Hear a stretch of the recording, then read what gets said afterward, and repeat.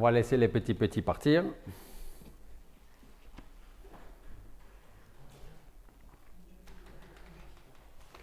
Est-ce que quelqu'un peut me rappeler les quatre dernières prédications? De quoi vont nous parler? Israël dans le désert.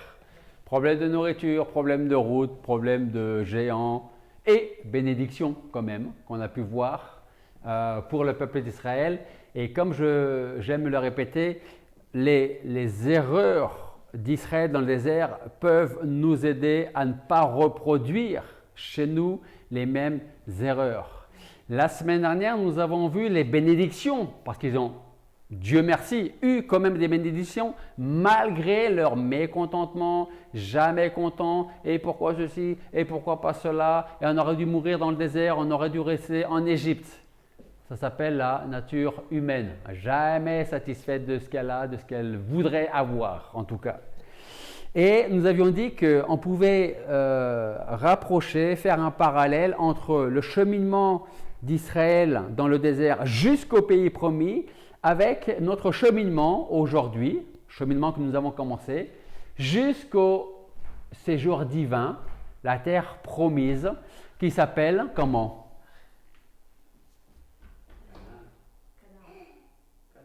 Alors, notre Canaan, ok, mais nous, là-haut, on appelle le lieu comment?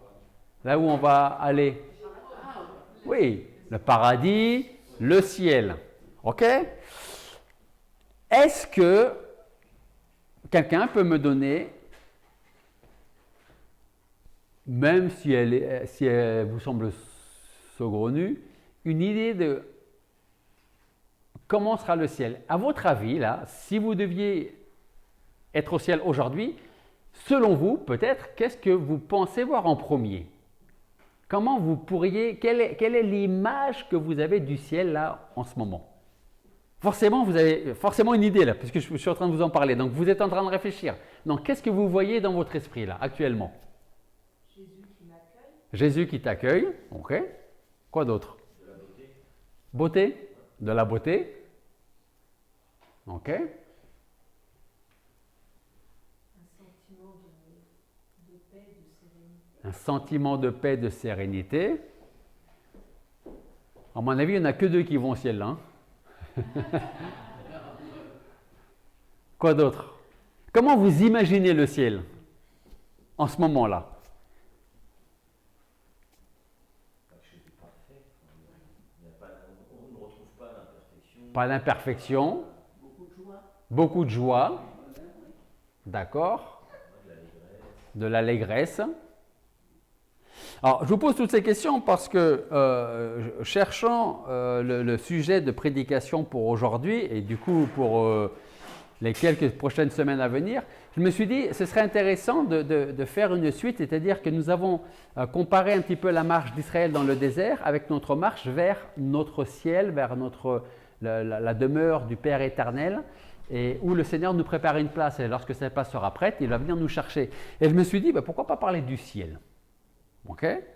Alors, je voudrais, sur 2 ou 3 semaines, on va voir comment comment on développe ce sujet-là, mais on va parler de ce point particulier, ce lieu bien particulier, un lieu qui pour certaines personnes peut sembler incongru. Certaines personnes pensent que c'est peut-être un rêve qui va bientôt s'évaporer. Pour d'autres encore, c'est un lieu plein d'espérance, c'est un lieu de joie, un lieu de paix. La parole de Dieu, quant à elle, nous décrit comme le repos glorieux et véritable que Dieu réserve à ses enfants. Juste une petite aparté. Est-ce que vous saviez qu'il y a dans la parole de Dieu plus de références faisant mention de l'enfer que du ciel? Vous le saviez ça? Il y a plus de passages bibliques qui nous parlent de l'enfer que du ciel.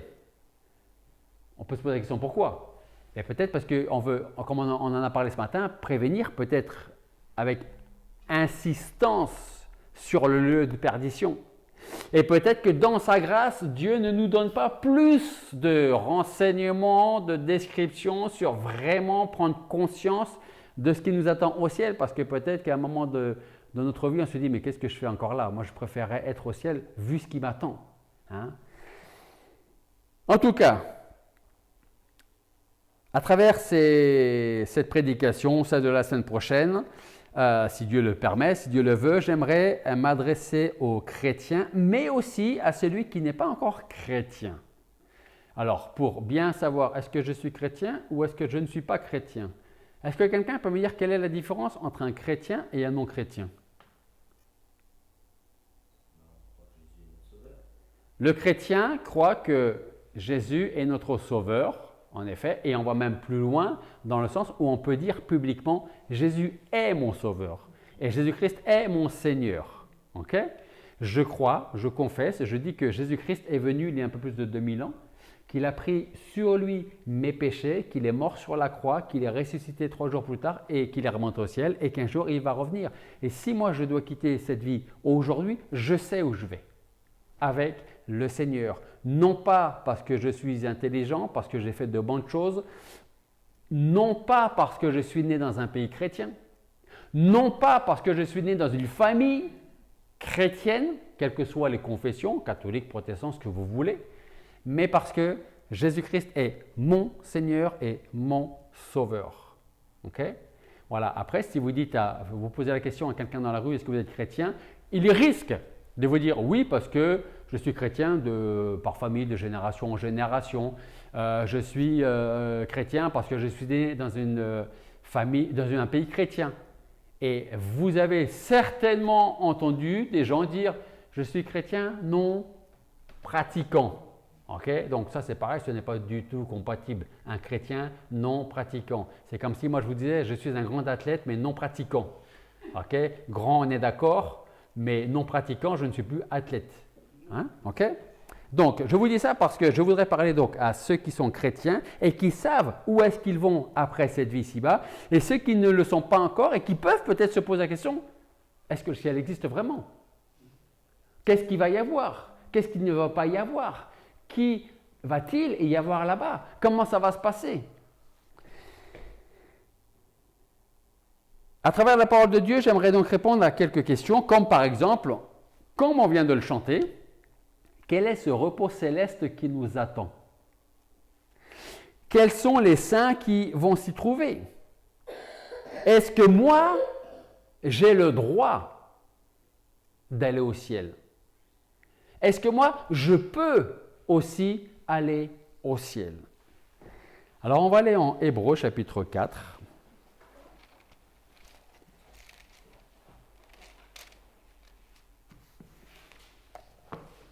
Et nous allons lire le chapitre 4.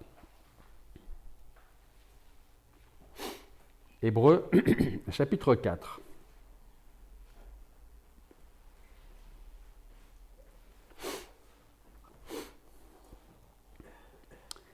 Craignons donc que la promesse d'entrer dans son repos nous étant laissée, qu'aucun de vous ne paraisse y avoir renoncé. Car l'heureuse promesse nous a été faite aussi bien qu'à eux. Mais cette parole qu'ils avaient entendue ne leur servit point parce que ceux qui l'entendirent n'y ajoutèrent point de foi. Pour nous, qui avons cru, nous entrons dans le repos suivant ce qu'il a dit. C'est pourquoi j'ai juré dans ma colère qu'ils n'entreront pas dans mon repos. Cependant, ces œuvres étaient accomplies depuis la création du monde. Car l'Écriture a parlé ainsi, quelque part, du 7e jour, Dieu se reposa le 7e jour de tous ses ouvrages. Et ici encore, ils n'entreront point dans mon repos, puisqu'il reste encore à quelques-uns d'y entrer, et que ceux à qui l'heureuse promesse a été premièrement faite, ils n'y sont point entrés à cause de leur incrédulité. Là, l'auteur aux Hébreux parle des qui n'ont pas reconnu le Seigneur. Dieu, verset 7, détermine de nouveau un certain jour par ce mot. Aujourd'hui, disant par David, si longtemps après, comme il est dit plus haut, aujourd'hui, si vous entendez sa voix, n'endurcissez pas vos cœurs. Car si Josué les eût introduits dans le repos, Dieu ne leur parlerait pas après cela d'un autre jour. Il reste donc au peuple de Dieu un repos de sabbat. Car celui qui est entré dans son repos se repose aussi de ses œuvres comme Dieu des siennes. Efforçons-nous donc d'entrer dans ce repos de peur que quelqu'un ne tombe dans une semblable rébellion. Car la parole de Dieu est vivante, efficace et plus aiguisée qu'aucune épée à deux tranchants, perçant jusqu'à la division de l'âme et de l'esprit, des jointures, des moelles, et jugeant des pensées et des intentions du cœur. Il n'y a aucune créature qui soit cachée devant lui, mais toutes choses sont nues et entièrement découvertes aux yeux de celui auquel nous devons rendre compte. Puis donc, nous avons un grand souverain sacrificateur qui a traversé les cieux, Jésus, le Fils de Dieu. Retenons ferme notre profession, car nous n'avons pas un souverain sacrificateur qui ne puisse compatir nos infirmités. Au contraire, il a été éprouvé en toutes choses comme nous, mais sans péché. Allons donc avec confiance au trône de la grâce afin d'obtenir miséricorde et de trouver grâce pour être secourus dans le temps convenable. Prions. Père Céleste, nous voulons te remercier parce que tu nous fais la grâce d'être dans ta maison ce matin encore et tu nous permets d'avoir une suite sur les prédications que nous avons déjà entendues, sur le chemin que nous allons prendre, que nous prenons vers notre terre promise, vers ton royaume, vers notre dernière demeure. Seigneur, nous voulons te demander d'ouvrir nos cœurs, notre intelligence, nos oreilles à ta parole, que nous puissions toujours regarder vers toi et que nous puissions attendre ce jour où tu reviendras nous chercher avec joie, avec patience, Seigneur, nous aidant à traverser les différentes routes que nous aurons à prendre jusqu'à la maison définitive. Merci de bénir chaque personne ici présente, Seigneur. Parle dans nos cœurs de ceux qui également vont suivre cette prédication à travers Internet. Et je te remercie pour tout ce que tu fais pour nous. Et c'est en ton nom que nous te prions. Amen. Alors c'est le verset 9 que je voudrais retenir pour texte ce matin. Il reste donc au peuple de Dieu un repos de sabbat. Le premier point que j'aimerais voir avec vous ce matin est le suivant. Quel est ce repos qu'on peut chanter, qu'on vient de lire dans le verset 9 ? Au commencement, c'est-à-dire lors de la création, on en a parlé un petit peu ce matin de la création, Dieu donna le jardin d'Éden à Adam, puis il va lui dire en Genèse chapitre 2, versets 16 et 17, il dit « Tu peux manger librement de tous les arbres du jardin. Mais quant à l'arbre de la connaissance du bien et du mal, tu n'en mangeras pas, car au jour où tu en mangeras, certainement tu mourras. » Alors, ce que nous avons besoin de garder en mémoire, c'est que Adam et Ève vivaient au commencement dans le paradis de Dieu.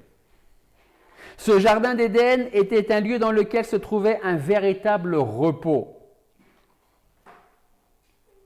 Adam et Ève connaissaient une vraie communion avec leur Créateur. Est-ce que vous savez, petit aparté, où géographiquement parlant se trouvait le jardin d'Éden? Dans quel pays aujourd'hui se trouvait à l'époque le jardin d'Éden? Alors, vous allez peut-être me dire, mais comment est-ce qu'on peut savoir ça? C'est par rapport aux descriptions des différents fleuves qu'on trouve dans la Genèse et qui disent le paradis d'Éden, c'était là. À votre avis? Oui, il y avait ça. En Irak. En Irak. C'est loin d'être le paradis de Dieu aujourd'hui en Irak. Hein? Ça prouve quoi? Ça prouve qu'à cause du péché, vous voyez où on en est aujourd'hui?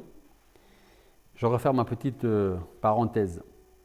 C'était juste pour vous dire, parce que j'ai pensé à ça pendant que je vous disais qu'ils étaient dans un lieu où se trouvait le véritable repos, la paix, aucun souci. Jusqu'au jour où Satan fut assez rusé pour influencer Ève et par la suite Adam à travers Ève. Et par leur désobéissance, ils furent tous les deux chassés du jardin dans lequel ils avaient une vraie communion avec Dieu. Ils ont été chassés du repos céleste et en Genèse chapitre 3, versets 23 et 24, nous lisons « L'Éternel Dieu les fit sortir du jardin d'Éden pour cultiver la terre d'où ils avaient été pris. Il chassa donc l'homme et il plaça à l'orient du jardin d'Éden les chérubins et la lame d'épée flamboyante pour garder le chemin de l'arbre de vie. » En fait, par sa chute, Adam et Ève, l'homme, n'a pas simplement perdu son héritage en Dieu et son union intime avec lui. Il a perdu aussi toute connaissance spirituelle de son Créateur. Et aujourd'hui, comme on l'a vu durant l'étude, l'homme n'a pas envie, ne s'intéresse pas aux choses spirituelles. Pourquoi? À cause de la chute et du résultat du péché. Pour certains, il y en a qui jouent au loto. Surtout quand c'est le super, l'euro million où vous pouvez avoir 200 millions à gagner. Ok? Alors je suis sûr que vous êtes en train de vous dire, qu'est-ce que je ferai avec 200 millions? Alors oubliez parce que vous ne les avez pas gagnés. Hein? Ok? Même si on peut se poser la question, qu'est-ce qu'on ferait? Pourquoi je vous parle de ça? Parce que une personne pauvre, financièrement parlant, ne peut pas forcément s'imaginer posséder 1 million d'euros demain. Mais c'est la même chose en ce qui concerne l'homme qui a peine à croire qu'un ciel si pur, si parfait existe. Quand il se dit comment est-ce qu'un lieu tel que tu es en train de me le décrire, tel qu'on peut le trouver là-dedans, existe quand on voit ce qui se passe là aujourd'hui sur Terre. Et malheureusement, quand on voit le tremblement de terre avec au moins 25 000 personnes de mortes, comment un lieu de repos, de bonheur, de félicité, où il n'y a plus de morts, plus de maladies, pas de tremblement de terre, existe alors que nous vivons ici sur cette terre? Comment est-ce possible? C'est vrai qu'on peut se poser la question. Après, ça s'appelle la foi. En tout cas, la lettre aux Hébreux nous encourage à croire et à attendre ce repos qui est réservé au peuple de Dieu. Ce passage qu'on a lu en Hébreux chapitre 4 contient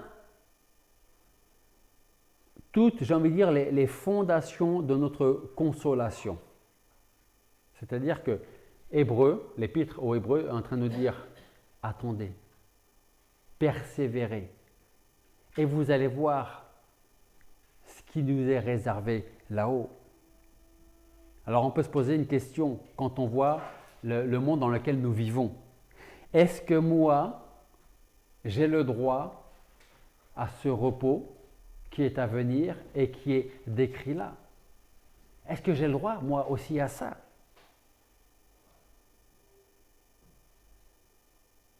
C'est l'expérience du bonheur parfait et éternel de Dieu. Ce bonheur, ce sont des hommes mortels comme moi, comme vous, qui le recherchent et qui l'attendent. Certaines personnes, les anges par exemple, certaines âmes bienheureuses possèdent déjà ce repos. Ils sont déjà en ce moment là-haut avec le Seigneur. Par contre, il y en a d'autres comme les démons, certains anges qui sont des démons, ou des âmes qui sont mortes en rejetant toujours la parole de Dieu, en rejetant Jésus-Christ, en rejetant Dieu. Ces gens-là, ces êtres-là, ne possèdent plus aucun espoir. C'est terminé. Mais vous savez ce qui est le plus étrange ou le plus incompréhensible? C'est que ce repos céleste, comme on l'a chanté, vous savez à qui il est offert? À des gens qui n'en veulent pas et à des gens qui n'y croient pas. Quand même formidable, hein? Lorsque Christ est venu pour nous accorder sa grâce régénératrice, il ne trouva personne en mesure de l'accepter. Personne n'en voulait. Rappelez-vous, à la fin de l'étude, on a lu Jean chapitre 1. Hein? Que le Seigneur est venu même parmi les siens et les siens ne l'ont pas accepté. Ils n'en veulent pas. C'est pareil aujourd'hui. Tous, sans exception, se dirigeaient, et tous aujourd'hui, beaucoup aujourd'hui, se dirigent vers leur perte et vers leur destruction. Il fallait donc d'abord que Christ vienne, qu'il fasse son œuvre, qu'il remonte au Père, qu'il envoie le Saint-Esprit pour que le Saint-Esprit nous dise « Tu es pécheur, tu es coupable, et si tu restes dans l'état que tu es complètement perdu. » Regardez avec moi 2 Corinthiens, chapitre 12, versets 2 à 5.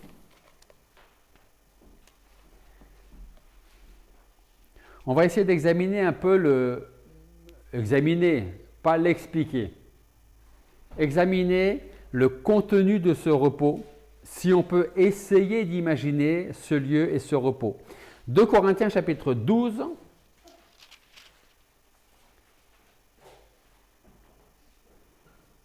versets 2 à 5. 2 Corinthiens chapitre 12, versets 2 à 5. C'est Paul qui parle, et Paul parle pour lui-même. Il utilise la troisième personne du singulier, mais il parle pour lui-même.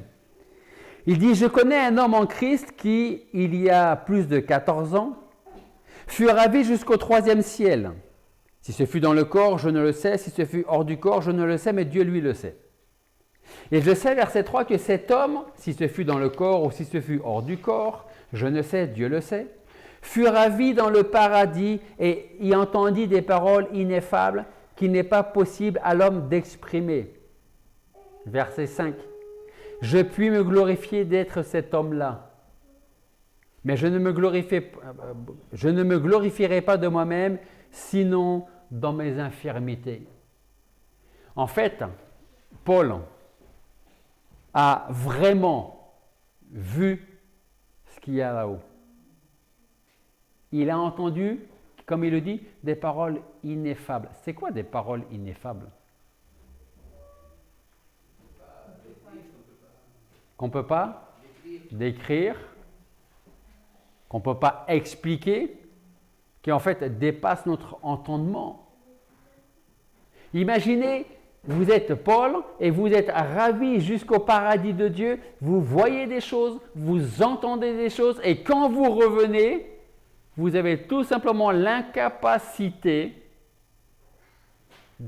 d'expliquer ce que vous avez vu et ce que vous avez entendu, tellement c'était... J'ai pas de mots.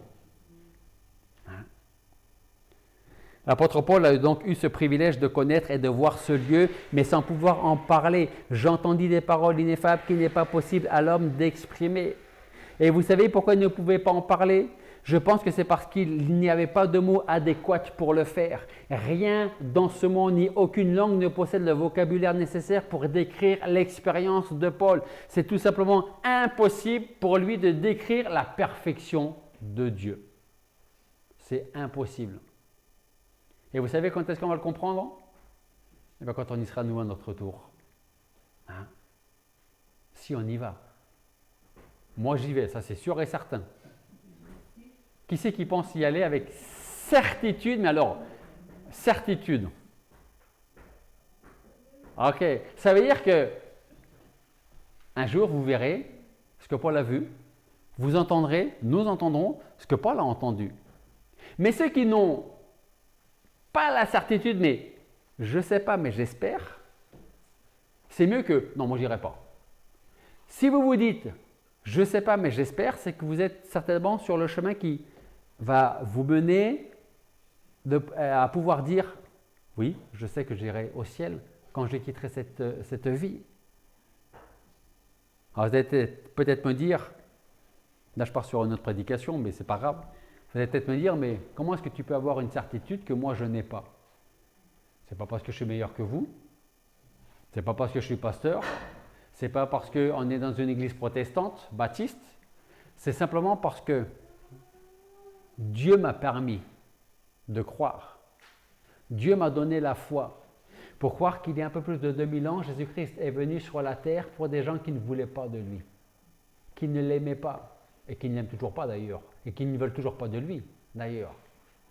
Il a donné sa vie pour des gens qui le haïssaient. Vous seriez prêts à, ne serait-ce qu'à faire quelque chose pour quelqu'un qui ne vous aime pas, qui vous déteste, qui serait même prêt à vous tuer?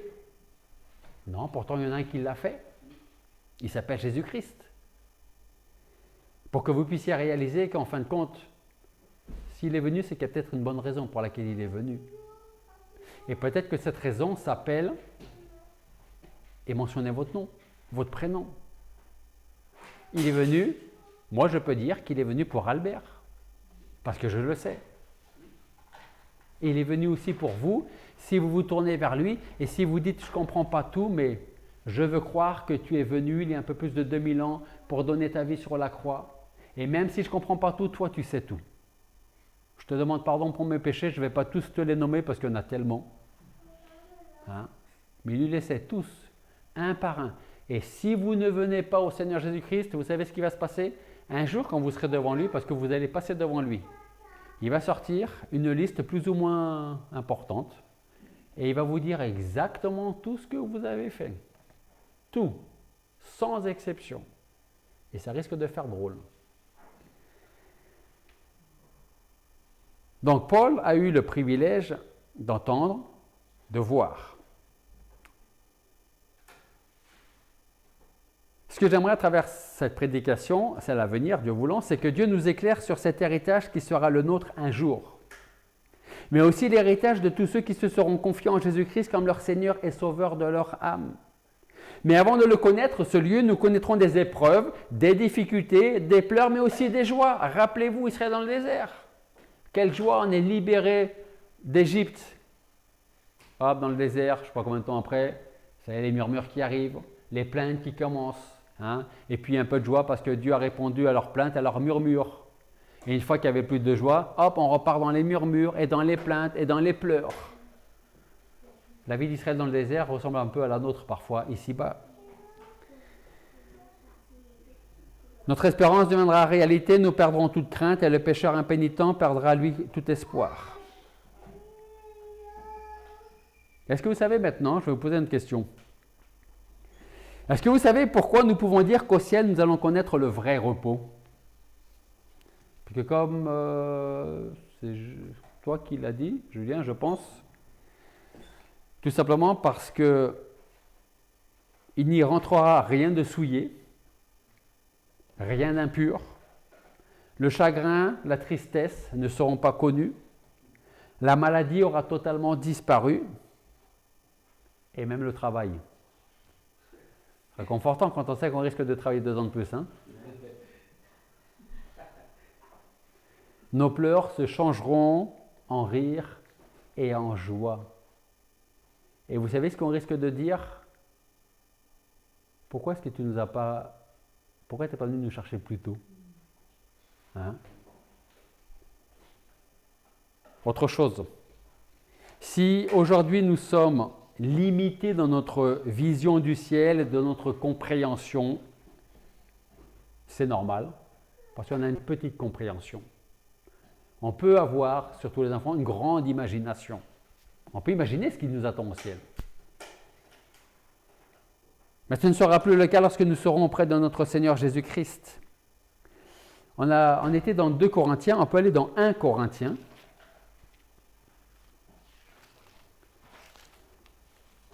1 Corinthiens, chapitre 2.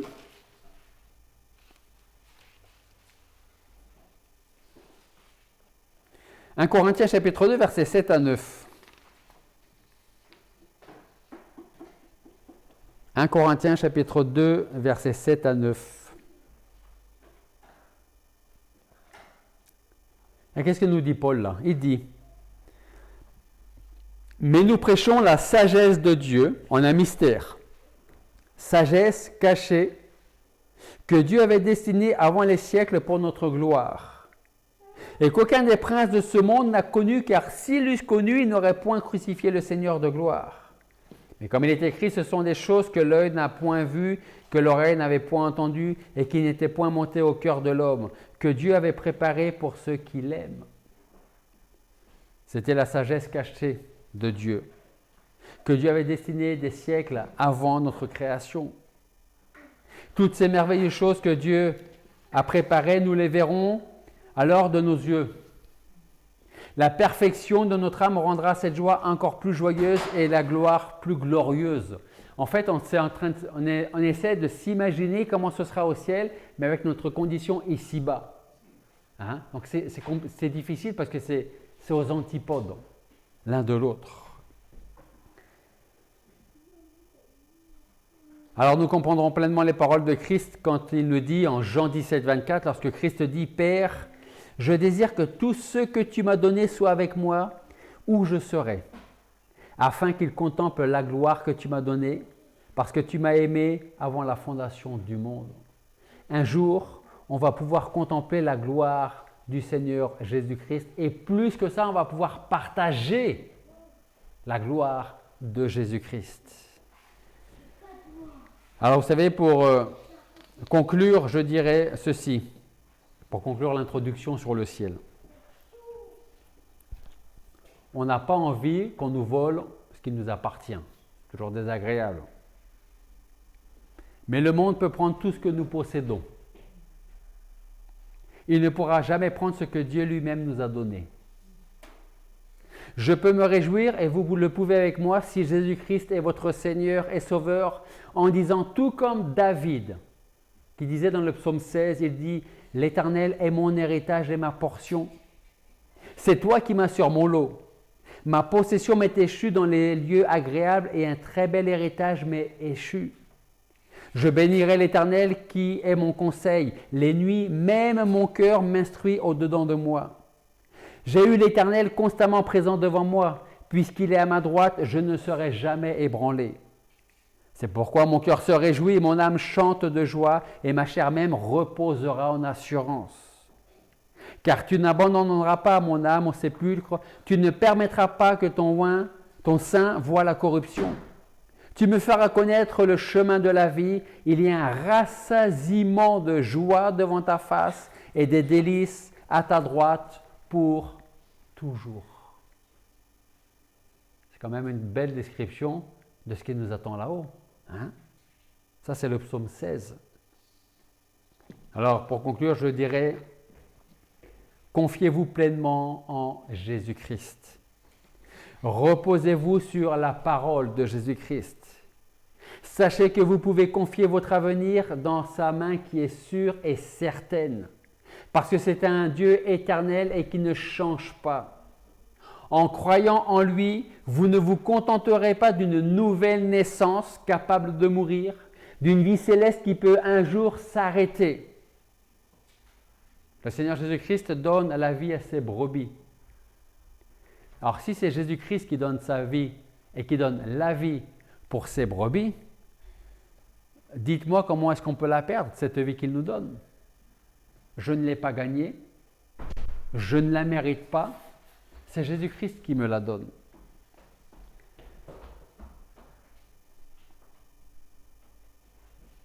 Je termine avec un passage, Jean 14, versets 2 et 3.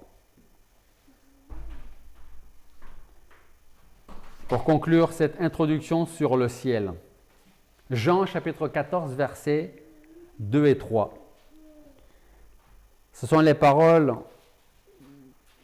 de Jésus-Christ, c'est une promesse qu'il nous laisse. Jean 14, 2 et 3, qui dit « Il y a plusieurs demeures dans la maison de mon Père. Si cela n'était pas, je vous l'aurais dit. Je vais vous préparer une place.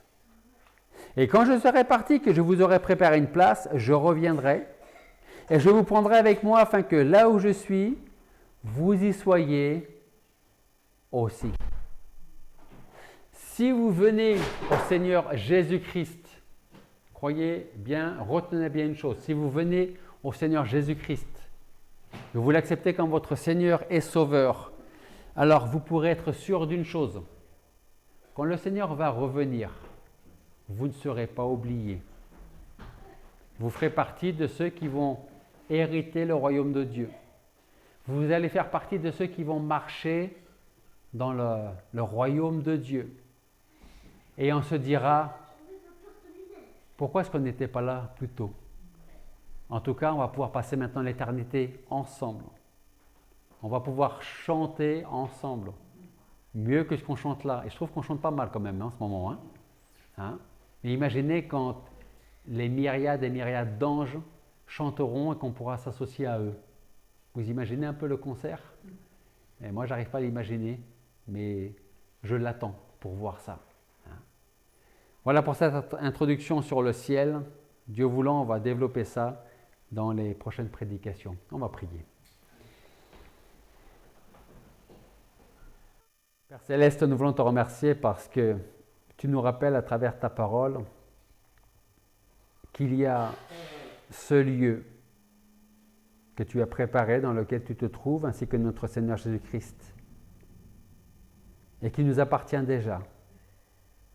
Il nous appartient si nous nous sommes tournés vers Jésus-Christ pour le reconnaître comme notre Seigneur et Sauveur personnel.